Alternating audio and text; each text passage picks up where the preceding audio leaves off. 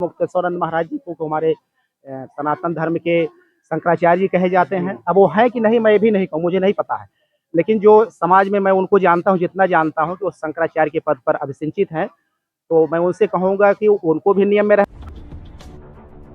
नमस्कार, मैं सर्वेश श्रीवास्तव, आप देख रहे हैं हाईटेक पॉइंट न्यूज़। हम आ गए हैं सुल्तानपुर के आर्य समाज का यहाँ कार्यक्रम हो रहा है और गुरुजी से मिलते हैं, इनसे कुछ बातचीत करते हैं, देखते हैं कि क्या है गुरुजी की राय और क्या है इनकी सलाह। गुरुजी, जैसा कि कल 26 जनवरी है, तो आप हमारे देश के युवाओं को क्या संदेश देना चाहेंगे?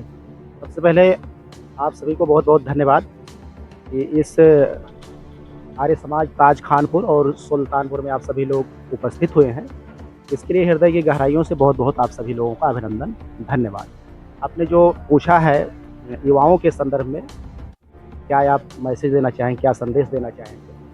हमारा युवा जो है अपने धर्म से, अपने कर्तव्य से विचलित हो रहा है, तो सबसे पहला संदेश यही हम देंगे युवाओं के बारे में कि हमारा युवा आज के समय में ज़्यादातर नशा की तरफ, ड्रिंक की तरफ, शराब की तरफ और भी अनेक बुराइयां हैं, जैसा कि आप सभी लोग सुनते रहते हैं संतों और विद्वानों से।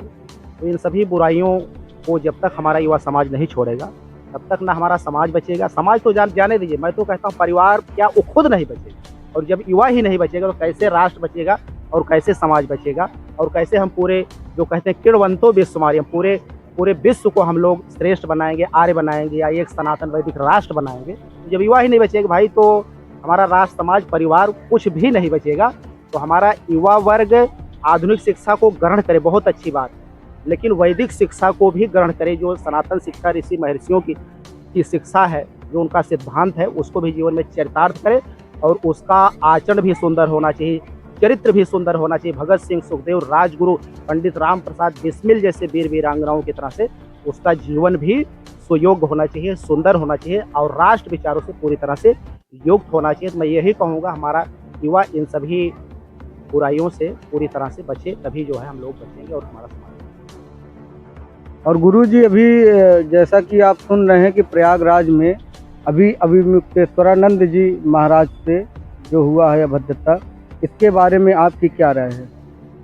मुक्तेश्वरानंद महाराज जी के बारे में मैं बहुत ज़्यादा नहीं जानता हूँ। हाँ, इतना जानता हूँ उनके बारे में कि वो जब वहाँ पे मौनी अमावस्या का स्नान चल रहा था, तो वहाँ पर वो गए थे और वो रथ लेकर के गए थे, और जबकि उसका उनके पास परमिशन नहीं था।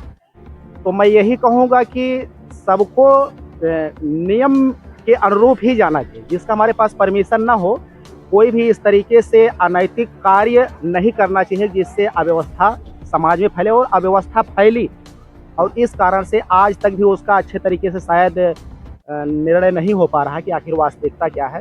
मैं यही कहूँगा, वैसे मैं नमन करता हूँ मुक्तेश्वरानंद महाराज जी को हमारे सनातन धर्म के शंकराचार्य जी कहे जाते हैं। अब वो है कि नहीं मैं भी नहीं कहूँ, मुझे नहीं पता है, लेकिन जो समाज में मैं उनको जानता हूँ, जितना जानता हूँ कि वो शंकराचार्य के पद पर अभिषिंचित हैं, तो मैं उनसे कहूँगा कि उनको भी नियम में रहना चाहिए और हमको भी नियम में रहना चाहिए। और आप सभी लोग प्रश्न कर रहे हैं, सबको नियम का अनुपालन करना चाहिए, तभी हमारा समाज राष्ट्र बचेगा। ठीक है ना? धन्यवाद, आप सभी लोगों ने प्रश्न किया, इसके लिए बहुत बहुत धन्यवाद। प्यारे समाज, आपका कहना ये है गुरुजी कि उन्होंने नियम का उल्लंघन किया, इसलिए उनको ये यातनाएं झेलनी पड़ी। तो बिल्कुल मैं जैसा देखा हूँ वैसा मैं आपको। आगे बने रहने के लिए देखते रहिए हाईटेक पॉइंट न्यूज़।